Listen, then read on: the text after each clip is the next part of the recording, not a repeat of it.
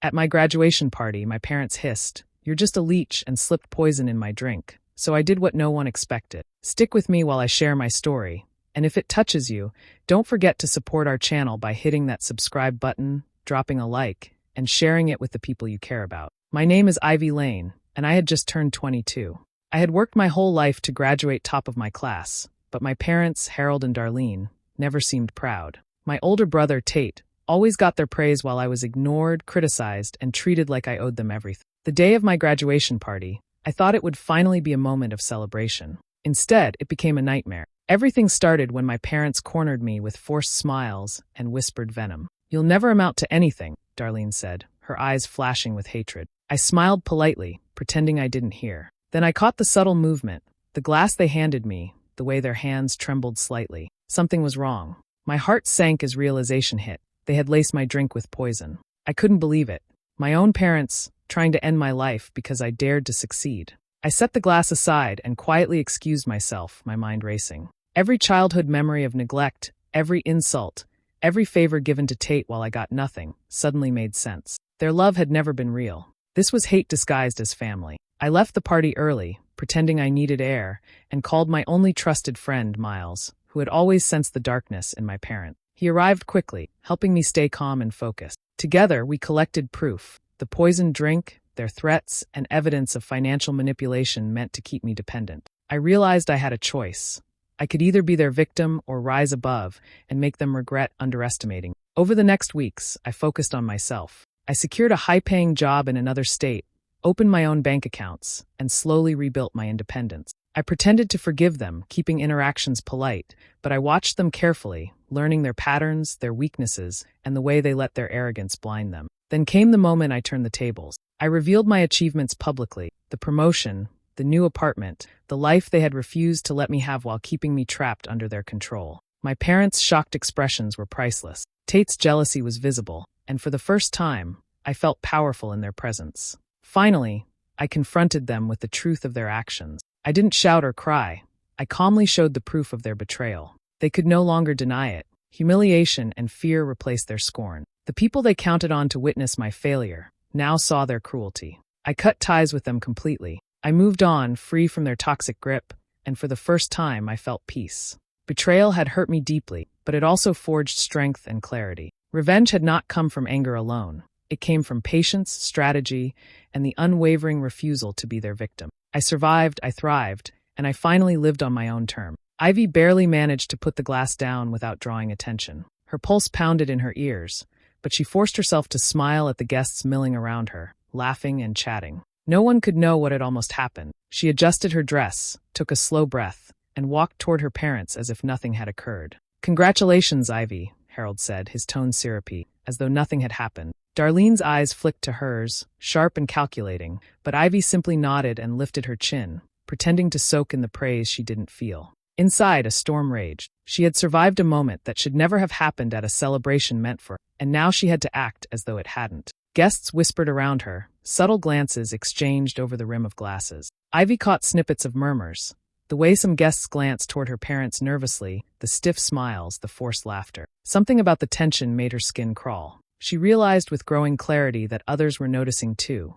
Her parents' cruelty wasn't as hidden as she'd thought. The people she'd trusted to celebrate her success were unknowingly witnessing the venom her parents harbored. Ivy made her way around the room, chatting casually, laughing when required, nodding politely at congratulations. Every movement, every smile was calculated. She felt the rage coiling tighter in her chest, the disbelief that her own parents could be so cold, so deliberate. But she knew now that reacting impulsively would be a mistake. This wasn't a moment for emotional outbursts. It was a moment to observe, to plan, to learn. She caught a glance from Miles across the room. He gave her a subtle nod, and she returned it with a slight raise of her eyebrow. That small gesture steadied her resolve. She could not let fear or shock dictate her next steps. She needed to appear normal, to blend in, and to gather all the information she could without revealing that she knew the truth. Walking past her parents again, Ivy murmured, "Thanks for coming, Mom, Dad."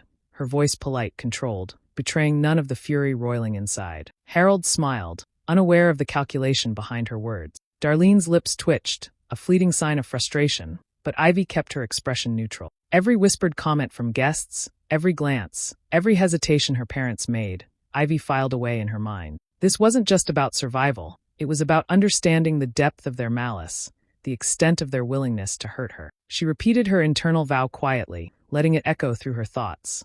They will pay for this, but I need to be smart. The rest of the party passed in a blur of controlled smiles and silent observation. Ivy's parents remained unaware that their attempt had failed and that Ivy was already plotting, analyzing every detail of their behavior. By the end of the evening, the seed of her revenge was planted. She would not be a victim. She would survive, and when the time was right, they would understand just how dangerous underestimation could be. As Ivy stepped outside for a moment of solitude, the cool night air brushing her face, she felt clarity settle over her. The storm inside her had not calmed, but it had sharpened. Patience, precision, and strategy would guide her next move. And in that quiet night, she made a promise to herself. She would be unstoppable. After the party, Ivy couldn't sleep. Her mind kept replaying every movement, every glance from her parents. The subtle way Harold's hand lingered near her glass, the flicker of Darlene's eyes when she laughed too loudly, these weren't accidents. She realized she needed proof, something undeniable, to confront the reality she had only just begun to comprehend. Early the next morning, Ivy began her quiet investigation. She moved carefully, knowing her parents were always watchful. Every corner of the house became a potential source of truth. The kitchen where drinks were prepared, the office where bills and statements were stored, the places where her parents hid their secrets in plain sight. She had learned long ago that curiosity could be a survival tool. Miles arrived that afternoon, his expression serious, carrying the calm reassurance Ivy needed. They met in her small apartment, away from prying eyes. Miles had known Ivy since childhood, and he had always sensed something off about her family's generosity, or the lack thereof. "Ivy," he said, "you don't have to face them alone. I've noticed how they've treated you for years." She nodded, grateful yet wary. Trust had to be earned carefully. Together, they started retracing the events of the party. Ivy remembered the drink, the way it felt heavier than it should have, and the subtle residue she noticed when she examined it later. They documented everything meticulously. Photographs of the glass, fingerprints that didn't belong to her, and notes that recorded each unusual behavior her parents exhibited that evening. Next, Ivy focused on the financial side. Months of carefully reviewing old statements revealed a disturbing pattern. Her parents had siphoned money from accounts meant for her education, redirected funds under vague explanations, and kept her dependent on them for access to resources she had technically earned. Every transaction, every delayed reimbursement, painted a picture of calculated control. In addition to the financial manipulation, they found hidden threats, letters and messages Ivy had never noticed before. Some were masked as reminders or advice, but the language carried subtle intimidation. Ivy felt a chill realizing how long the web had been woven around her, all designed to ensure she remained compliant, under their thumb, and unaware of their true intentions. As the evidence mounted, Ivy felt a mixture of fear and empowerment. She had been blind to much of it before, trusting the facade of family and celebration, but now every action by her parents fit into a pattern of deliberate cruelty. Miles helped her organize it, cataloging each piece so there could be no argument, no denial, no way for them to dismiss what she had uncovered. By the end of the week, Ivy had built a complete dossier. Tampered drinks, hidden threats, financial schemes, and a timeline that linked every action to her parents' intent. For the first time, she felt a tangible sense of control. The chaos of betrayal began to transform into strategy. Sitting in her apartment, Ivy leaned back and let out a slow breath. Revenge wouldn't come from rage alone. It required careful planning, patience, and precision. With Miles by her side, she was no longer just a target. She was a force to be reckoned with. Every piece of evidence became a tool, every detail a stepping stone. And in that quiet determination, Ivy made the unspoken promise. She would reclaim everything they had tried to take from her, and when the time came, they would see just how underestimated she had been. Ivy packed a small bag and left without announcing her destination. She told her parents she was spending a few days with friends, but in reality, she needed space to breathe, to think, and to process the storm of emotions crashing through. Each step away from the house felt heavier than the last, as though the walls themselves carried years of disdain and disappointment. She found refuge at a quiet apartment Miles had offered, a place where she could finally be alone with her thoughts without fearing the intrusion of Harold or Darlene. The silence was suffocating at first, but gradually it became a canvas for reflection. Ivy sank onto the sofa and let the memories she had long buried rise to the surface. From an early age, she remembered the constant comparisons. Tate's victories were celebrated with dinner parties and lavish gifts, while her accomplishments were met with sighs, critiques, or silence. Ivy's science fair wins, her scholarship offered, even the late nights she spent perfecting her projects.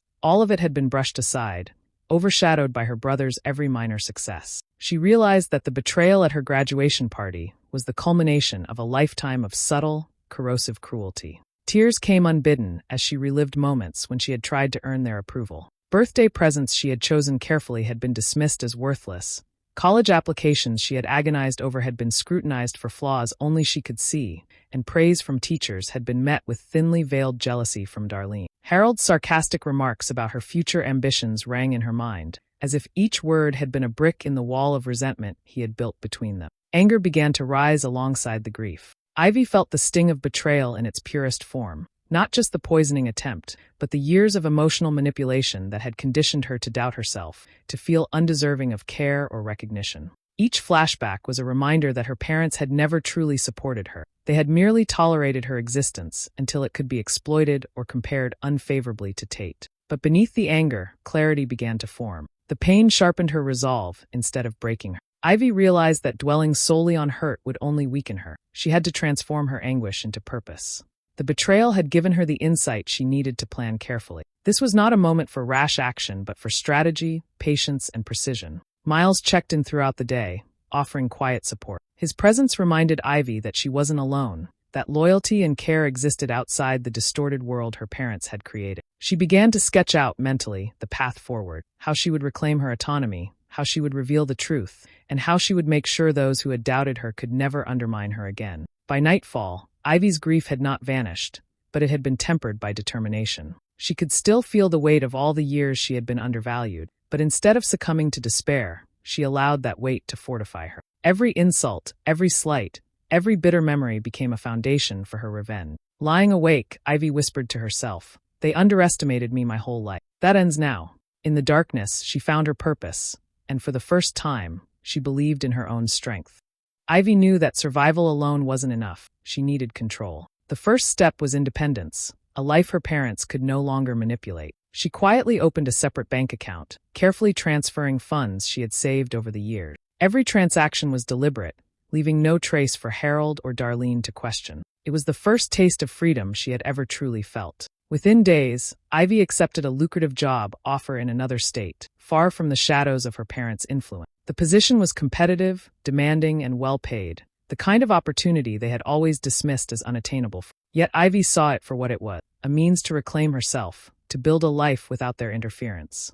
She smiled at the irony that they had spent years undermining her ambitions while she quietly took the steps to surpass them. She also began cultivating alliances, seeking out mentors and colleagues who valued competence and integrity. Ivy realized that influence wasn't about loud displays or forced loyalty. It was about earning respect. With every new professional contact, she built a network of people who recognized her talent and drive. Their support gave her strength, validation she had never received from her family. But the most delicate task was navigating her relationship with Harold and Darlene. Ivy didn't confront them openly. Instead, she allowed them to believe she was still fragile, still eager for their approval. She laughed at their jokes, nodded at their comments, and even offered small gestures of apparent forgiveness. All the while, she observed them with careful attention, noting habits, weaknesses, and inconsistencies. Every sigh, glance, and hesitation became a clue.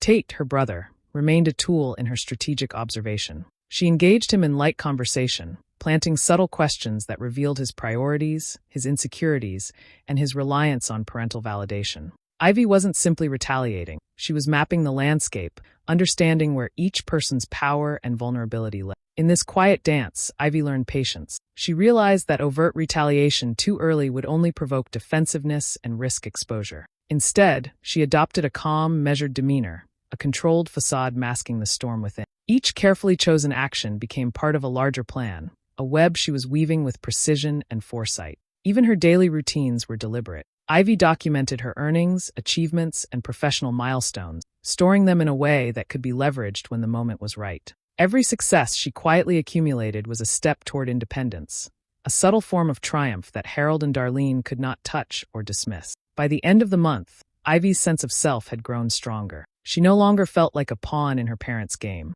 Each small victory, whether financial, professional, or social, reinforced her determination. She had learned to move silently, strike subtly, and observe keenly, understanding that real power often comes from patience rather than immediate confrontation. As she looked around her small, organized apartment, Ivy allowed herself a moment of satisfaction. For the first time, she felt in command of her own life. And in that quiet confidence, she vowed that when the time came, her parents would see that underestimation had been their gravest mistake. Ivy waited until the evening, when the house was quieter and Tate was alone in the living room, scrolling through his phone. She knocked lightly on the open door, her presence calm but deliberate. Tate looked up, his expression shifting from casual annoyance to mild curiosity. "I need to talk to you," Ivy said, her voice soft yet carrying an unmistakable. She stepped inside, closing the door behind her without a sound. Tate's shoulders tensed, the easy arrogance he usually wore like armor faltering for the first time. "What about?"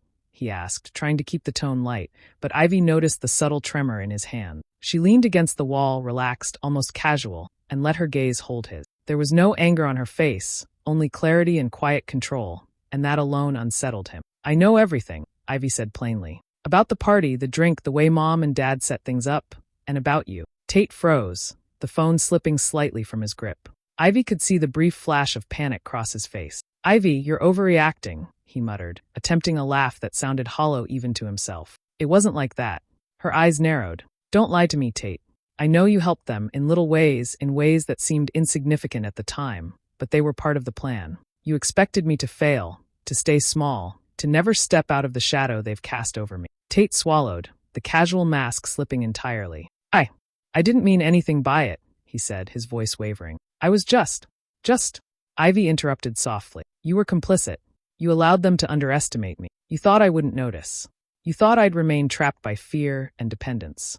But look at me now." She stepped closer, and for the first time, Tate's confidence faltered entirely. Ivy's tone shifted subtly, the quiet precision of someone who had spent months observing, planning, and learning. "Everything you've done to try to control me, everything you've hidden, everything you've counted on me ignoring, you're about to realize that it doesn't work anymore. I'm not vulnerable. I'm not afraid. And you should be careful because underestimating me has consequences you can't predict." Tate's eyes widened, a mixture of guilt, fear, and disbelief swirling in their depths.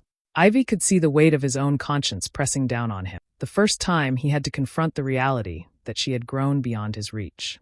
"Ivy, I didn't," he started, but she held up a hand, stopping him before he could stumble over excuses. "Save it.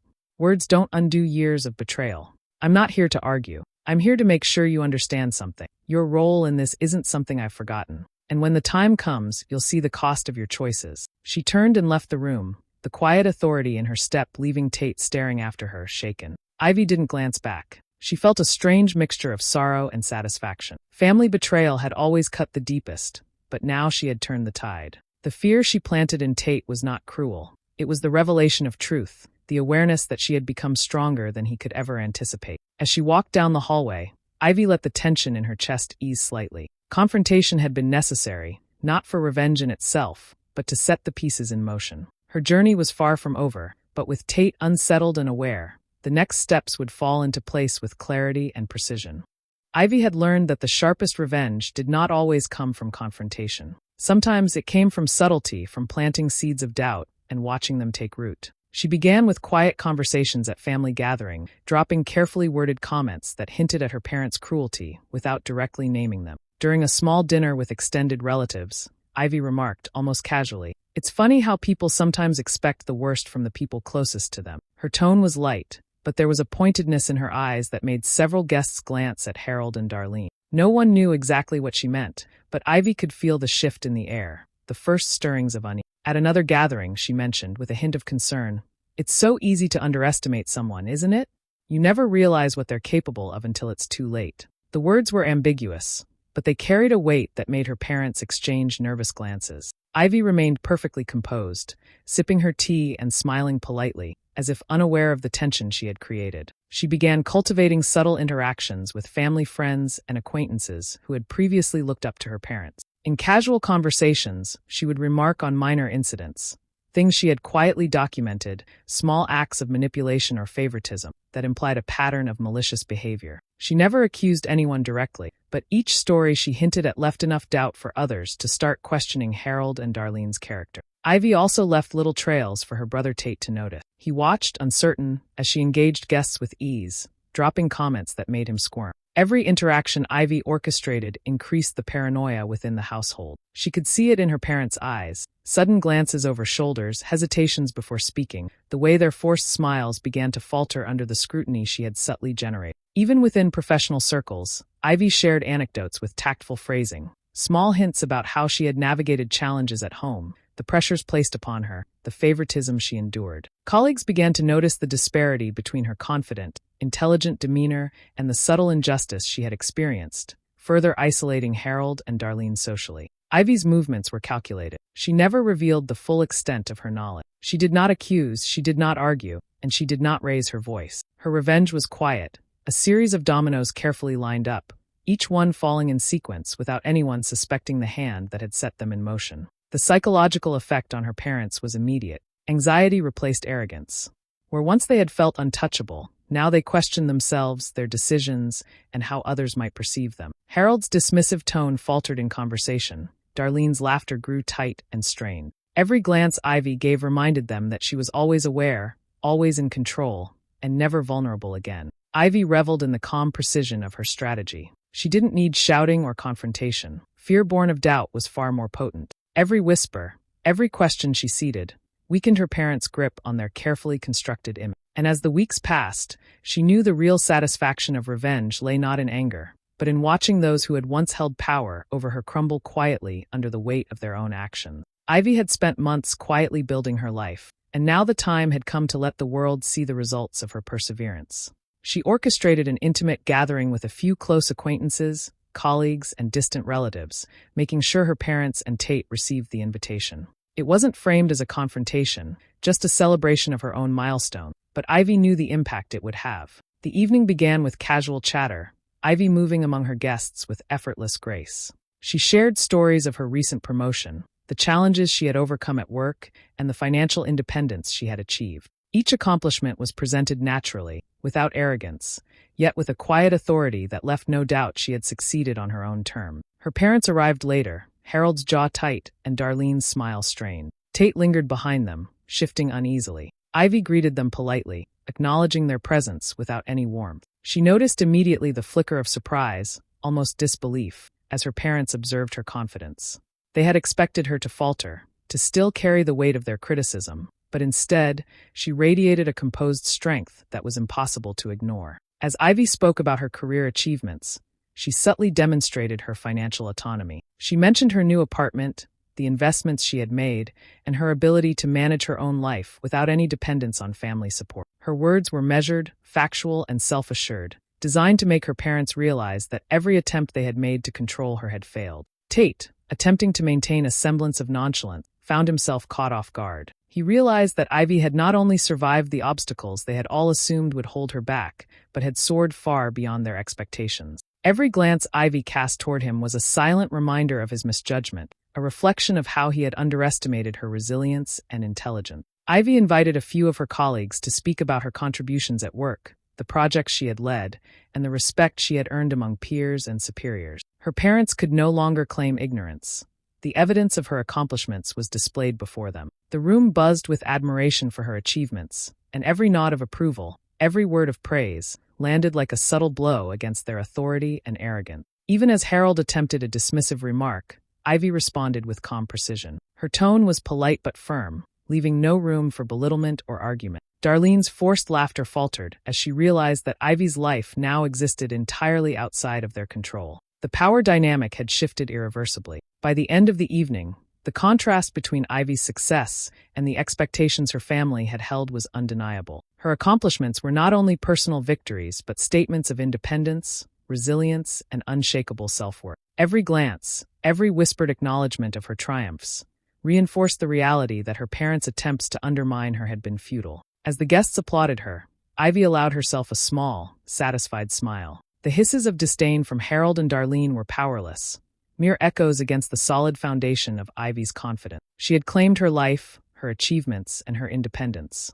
In that moment, Ivy understood the full weight of her triumph. She had turned the tables completely, and there was no force left to challenge her.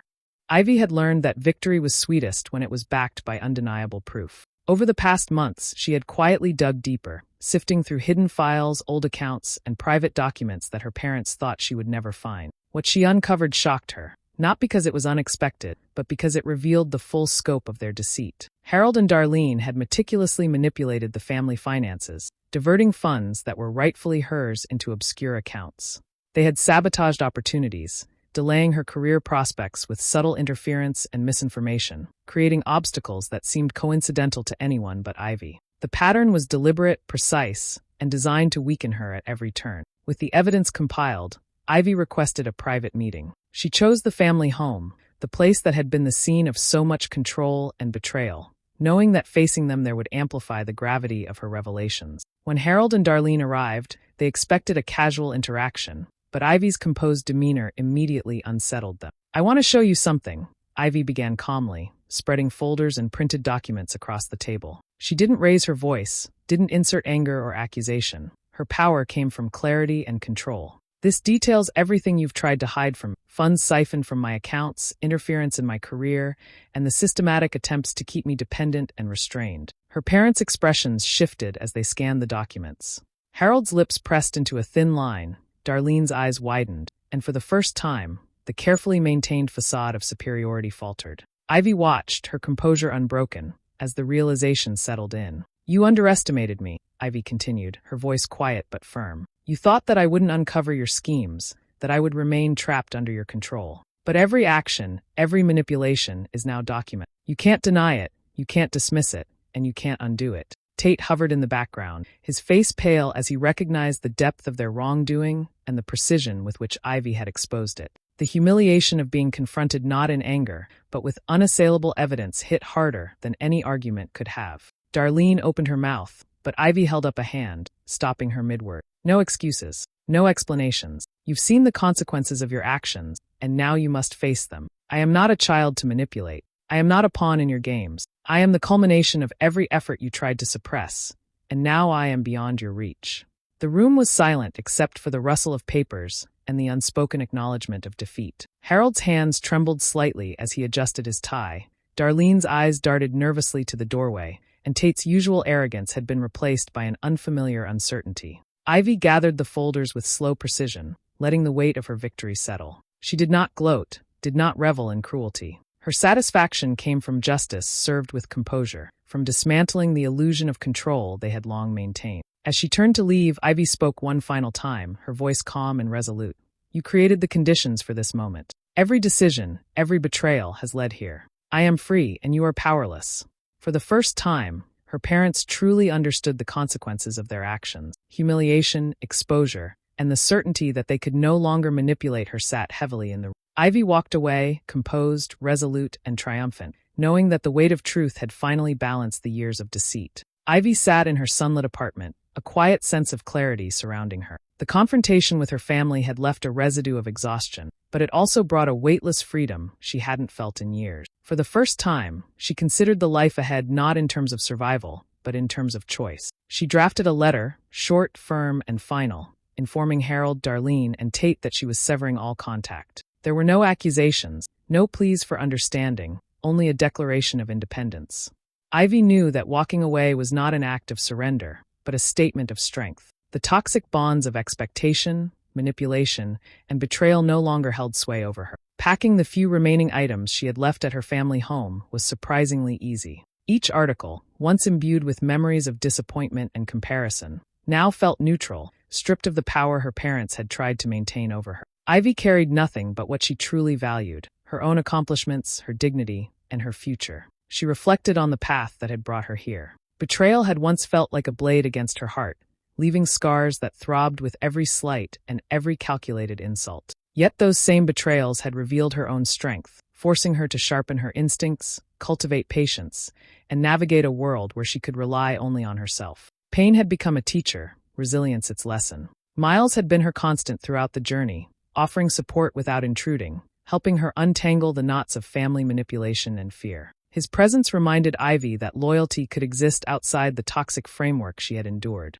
With him, she had rediscovered trust, the ability to rely on another without suspicion or calculation. Ivy also considered Tate, the sibling who had once shared her home but never her compassion. Cutting him out was not easy emotionally. Family bonds are hard to sever, especially when entwined with childhood memory. But Ivy recognized that love could not exist where manipulation and jealousy had thrived. Protecting herself meant accepting that some relationships could never be healed. With each day that passed, Ivy carved a life shaped entirely by her own decision. She organized her schedule around passions and goals, surrounded herself with people who celebrated her mind and effort, and made choices that reflected her values rather than anyone else's expectations. Every moment of independence reinforced her sense of control, a stark contrast to the years she had lived under scrutiny and disapproval. Evenings were quieter now, yet richer. Ivy allowed herself to sit with her thoughts, acknowledging the weight of the journey and the clarity that had emerged. She no longer measured success by validation from others, but by the knowledge that she had survived, grown,